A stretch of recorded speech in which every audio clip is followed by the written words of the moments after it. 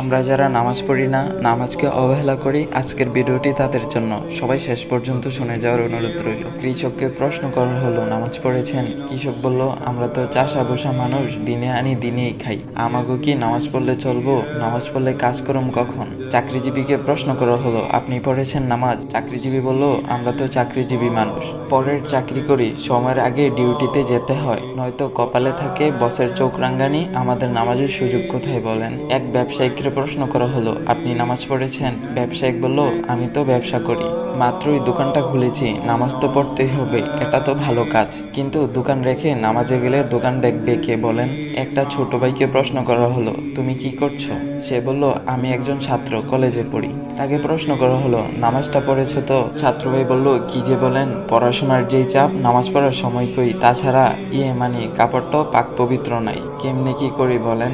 এইভাবেই কিছু মানুষ নানা রকমের অজুহাত দেয়। মহান রবের সবচেয়ে বড় একটি হুকুম মান্য করা থেকে তারা নিজেকে বাঁচিয়ে রাখতে চায়। হঠাৎ একদিন খবর পাওয়া যায়, চাষি রহমত আলী আর নেই। অফিসে যাচ্ছিলেন চাকরিজীবী ভাই আনোয়ার সাহেব, সময় মতো পৌঁছাতে চেয়েছিলেন, সময় তাকে সহায়তা করেনি। হঠাৎ একটি কঠিন অ্যাক্সিডেন্টে পঙ্গু হয়ে হাসপাতালে বেড়ে গেল নতুন একজন পেশেন্টের। পঙ্গু অবস্থায় কাটে আনোয়ার সাহেবের বাকি জীবন।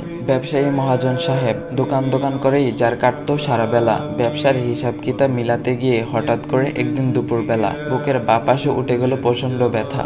নামাজ পড়ার সময় ছিল না যেই লোকটির, আল্লাহকে দেওয়ার মতো সময় কখনো হয়ে ওঠেনি। হ্যাঁ, তিনি হসপিটালে নেওয়ার আগে চলে গেলেন ওপারে। আর হে, ওই যে যুবক ছাত্র ভাইটি, নামাজে যার ছিল চির গাফলতি, অল্প বয়সে ক্যান্সারে সেও চলে গেলেন একদিন। বড় আশা ছিল তার জীবনকে নিজের মতো করে সাজাবে। জীবনের রং রস গন্ধে মাতাল ছিল তার মন, আল্লাহকে চেনার মতো সময় ছিল না তারও। এখন আমরা কি ভাবছি?